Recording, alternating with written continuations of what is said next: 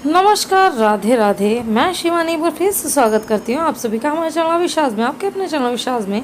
तो जैसा कि आप देख रहे हैं, यह छठी का ब्लॉग, हमारे लल्ला का जन्माष्टमी का ब्लॉग आप सब देख ही चुके हैं। और जन्माष्टमी के बाद के 5 दिन भी कैसे बीते कन्नू नन्नू के। तो यहाँ पर कन्नू नन्नू अनंत ने कर लिया है श्रृंगार, और यहाँ पर हमारे अनंत ने पहना है कुछ अलग टाइप से ड्रेस, क्योंकि इससे पहले मैंने अनंत के लिए इस तरीके का कोई ड्रेस नहीं बनाया था। तो इसमें धोती है और कांचली के साथ घेरा जॉइंट है।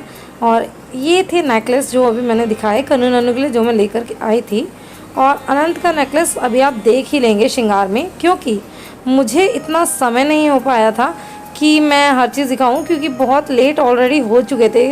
बिकॉज माता रानी वगैरह का श्रृंगार करना था, मैं पहले नहीं कर पाई थी किसी कारणवश। तो माता रानी के श्रृंगार वगैरह, मंदिर की सफाई के चलते मुझे लग गया था काफ़ी समय, जिसके लिए मैं वीडियो शूट नहीं कर पाई। और फिर 56 भोग का भी अरेंजमेंट करना और छठी के पूजन की तैयारी करना। तो यहाँ पर हमारी सासू माँ ने बना दी है छठी के लिए बै माता। आप सभी को पता है बच्चों की छठी के दिन बै माता पूजी जाती हैं, जो कि बच्चों का भाग डिसाइड करती हैं। तो ये रस्म सालों साल से चली आ रही है कि कान्हा की कृष्ण जन्माष्टमी के बाद में हमें एग्जैक्ट 6 दिन बाद पूजनी होती है छठी। अब छठी पूजनी होती है हर साल, इसका रीज़न क्या है तो मैं आपको बता देती हूँ। जब हमारे कृष्ण कन्हैया पैदा हुए थे, उनका जन्म हुआ था, तो उसके बाद पूतना के भय से सभी तरफ हाहाकार मच रहा था। और उसी के चलते अपने लल्ला के बचाव में जो यशोदा मैया हैं, वो छठी का उत्सव मनाना ही भूल गई। तो जब यशोदा नंदन ने पूतना का वध किया, उसके बाद जब मैया को याद आया कि अरे मैंने लाला की तो छठी मनाई ही नहीं, तो उसके बाद 1 साल बाद से जब उनका जन्मदिन फिर से आया, तो यशोदा मैया ने उसके 6 दिन बाद उनकी छठी धूमधाम से मनाई। तो तभी से ये प्रचलन चला आ रहा है कि हम सभी कृष्ण जन्माष्टमी के एग्जैक्ट 6 दिन बाद कृष्ण छठी मनाते हैं। वैसे ही राधा अष्टमी के 6 दिन बाद भी राधा छठी मनाई जाती है। अब आप लोग कैसे मनाते हैं ये आप पर डिपेंड करता है। अगर आपको कोई रिवाज नहीं पता, तो मुझे ऐसा लगता है अपने भाव के चलते आपके जो घर में जैसा रूल चला आ रहा है छठी के पूजन का, आप वैसे भी कर सकते हैं। छठी में महत्वपूर्ण है कड़ी चावल का भोग। माखन मिश्री तो हमारे कान्हा को अति प्रिय है, और पान के बीड़े के बिना 56 भोग अधूरा होता है। तो ये चीज़ें आप ध्यान में रखें। इसी के साथ आप कान्हा को मीठा, खट्टा, चटपटा, नमकीन, इस तरीके कोई भी भोग, फल, बाहर की चीज़ें भी भोग लगा सकते हैं, बशर्ते आप उसमें प्याज लहसुन का यूज़ ना करें, और मसूर की दाल और बैंगन का। कुछ चीज़ें ऐसी हैं जो आप 56 भोग में ना डालें। अगर बिहारी जी के चलते आते हैं, तो बिहारी जी को गाजर का भोग भी नहीं लगाया जाता। और ये सारी चीज़ें जो मुझे जानकारी होती हैं, वो मैं आप तक पहुंचाने की पूरी कोशिश करती हूँ। तो यहाँ पर सुबह उठ कर के मैंने कर ली थी सारी साफ़ सफाई। उसके बाद मैं हो गई थी रेडी, और उसके बाद मैंने मंदिर की सफाई के बाद किया कन्नू नन्नू को रेडी। उसके बाद यहाँ पर इनके झूले का थोड़ा सा मैंने चेंजेस किए थे कुछ, और यहाँ पर मैंने अपना सेंटर टेबल के ऊपर कपड़ा बिछा करके और नीचे एक और चौकी लगा करके वहाँ भी कपड़ा बिछा करके बना लिया थोड़ा सा सेटअप, जिस पर कि मैंने 56 भोग रख दिया लल्ला के परोसने के लिए।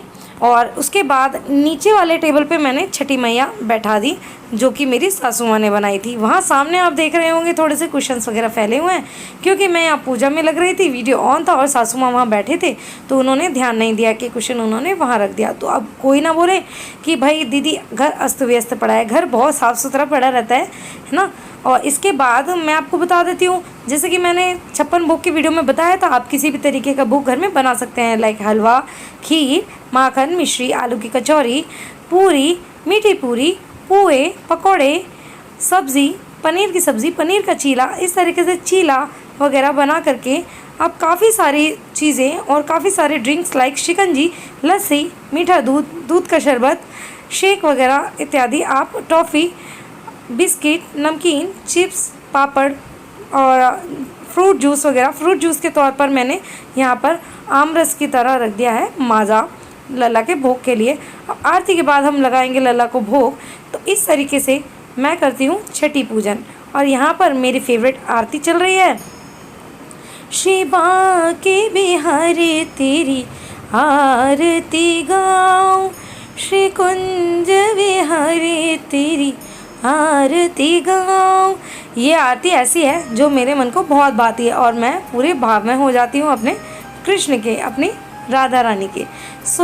यहाँ पर कोई और सदस्य नहीं है क्योंकि सासू माँ थी तो वो भी नीचे जा चुकी थी क्योंकि उनको भी काम था, तो बस वो बैमाता करके और आरती करके चली गई थी नीचे। अब हम लगाएंगे कन्नन को भोग, इसलिए पर्दा भी नहीं किया, शूट हो रहा है तो इसलिए मैंने उतना देखा भी नहीं क्योंकि शूट बाद में आपको दिखने वाला है, तुरंत उस समय पर तो आप नहीं देख रहे हैं ना। लेकिन अगर आपको लगता है काफ़ी लोग आपके सामने हैं और अब आपको लल्ला को भोग लगाना है तो लल्ला के भोग को टोकना लग जाए, इसलिए आप पर्दा ज़रूर लगा लें, है ना। अभी हमारे घर में हम घर के ही सदस्य हैं और जैसे कि कन्नू नानू को भी हम घर का सदस्य ही मानते हैं, उसके चलते हमने इनको ऐसे ही भोग लगाया। और 56 भोग में पंचफल, पंचमेवा, इस तरीके से भी आप अलग अलग तरीके से पंच व्यंजन कर सकते हैं, जैसे कि पंच मिठाई, पंचमेल चाट, पंचमेल फ्रूट, इस तरीके से आप पंचमेल चावल, है ना। तो 5 तरीके की आप एक एक चीज़ भी बना के रख सकते हैं। अभी किसी ने कहा था कि मैंने एक 56 भोग का कोई वीडियो देखा था, उसमें 56 भोग में 56 मिठाइयाँ थी, तो किसी ने कहा 56 भोग का मतलब है 56 तरह के भोग, ना कि मीठा ही मीठा कर दिया जाए, लेकिन ऐसा कुछ नहीं है। अगर हमारे सामने 4-5 व्यंजन है जैसे कि हलवा, खीर, बर्फ़ी, लड्डू और सोन हलवा, चूरमे के लड्डू, तो सभी अलग ही फ्लेवर देने वाले हैं ना। ऐसा तो ज़रूरी नहीं कि भाई सारे एक ही फ्लेवर देने वाले हैं, तो लल्ला को मंत्रमुग्ध कर दिया जाए खिला खिला के, इसलिए स्वादिष्ट भोजन उनको भोग लगाए जाते हैं। और आप सोच रहे होंगे कि 56 भोग ही क्यों लगाया जाता है और आपके मन में काफ़ी बारी विचार आता होगा, तो मैं आपको बता दूं, ज़रूरी नहीं कि आप 56 भोग लगाएं, लेकिन हाँ 56 भोग का बहुत ज़्यादा महत्व माना गया है। वैसे तो आप 5, 7, 9, 11, 21, 51, 56, 101, 156, 108, 1056 तक भी आप भोग लगा सकते हैं, इससे ज़्यादा भी लगा सकते हैं आपकी क्षमता अनुसार। बाकी तो लल्ला अपना माखन मिश्री में भी बहुत ही ज़्यादा हैप्पी हो जाते हैं। बाकी बात रही छठी के उत्सव की, तो उसमें कढ़ी चावल मुख्य रूप पर बनाए जाते हैं। और 56 भोग का महत्व इसलिए ज़्यादा है क्योंकि यशोदा मैया लल्ला को दिन में 8 बार भोग लगाती थी और हफ्ता में होते हैं 7 दिन, तो 7 को अगर आप 8 से गुना करते हैं तो हो जाते 56। लेकिन ये 56 वाला काउंट मैं आपको क्यों बता रही हूँ, क्योंकि जब लल्ला ने गोवर्धन पर्वत धारण किया था ब्रज की रक्षा के लिए, उसको वर्षा से बचाने के लिए, तब लल्ला ने एक हाथ से गोवर्धन पर्वत थामा हुआ था और दूसरे ही हाथ से वह बंसी बजा रहे थे, ताकि ब्रज के लोग जो हैं वो काफ़ी ज़्यादा जो टेंशन में आ रहे थे तो वो टेंशन से फ्री हो जाएं, क्योंकि कान्हा की मुरली सुनते ही सब अपने सुध-बुध खो देते हैं। इसलिए कान्हा ने उनके एंटरटेनमेंट के लिए बजाई थी मुरली और इसी के चलते उन्होंने कुछ खाया पिया नहीं। तो 7 दिन तक जब उन्होंने कुछ नहीं खाया तो सारे ब्रजवासियों ने उनके लिए 56 भोग का आयोजन किया, क्योंकि उन्हें लगा कि जब लल्ला 8 बार भोग लगाते हैं और हफ्ते भर से लल्ला ने खाना नहीं खाया तो क्यों ना लल्ला को 56 भोग लगाया जाए। तो गांव के सभी लोगों ने मिलजुल कर अपने अपने घर से बनाए भोग को मिला करके 56 भोग लल्ला को अर्पित किया। तब से ये 56 भोग का चलन ज़्यादा चला आ रहा है। ये अगर आपको पता था तो भी मुझे कमेंट बॉक्स में बताना, अगर नहीं पता था मेरे वीडियो के ज़रिए पता चला है तो भी ज़रूर बताना। और ये श्रृंगार मैंने दिखा दिया आपको पास से, लल्ला लग रहे थे बहुत सुंदर, जिसमें कि हमारे अनंत ने खो दिया अपना मोरपंख। काफ़ी ढूंढने के बाद भी नहीं मिला, तो यहाँ पर बस मेरे लल्ला के सर पर मोरपंख की कमी थी, बाकी कन्नू नन्नू ने लगा लिया था, हमारे प्यारे बच्चों ने मोरपंख। और ये था मेरा लुक जो कि काफ़ी सिंपल था। यहाँ पर मैंने डाली हरी चूड़ियाँ, जैसे कि माँ को लल्ला की छठी पर, बच्चों की छठी पर हरी चूड़ियाँ पहनाई जाती हैं। हाथों में मेहंदी मेरे छोटी ही नहीं थी तो इसलिए मैंने दोबारा लगाई भी नहीं, क्योंकि मेरे हाथों में मेहंदी जल्दी नहीं छूटती है, क्योंकि रंग आता है काफ़ी गहरा। और यहाँ पर शुनू ने भी पीले कपड़े पहने हैं, क्योंकि कन्नू नन्नू ने जो पीले कपड़े पहने हैं इसलिए शुनू ने भी पहने हैं। तो आशा करती हूँ आपको वीडियो अच्छा लगा होगा।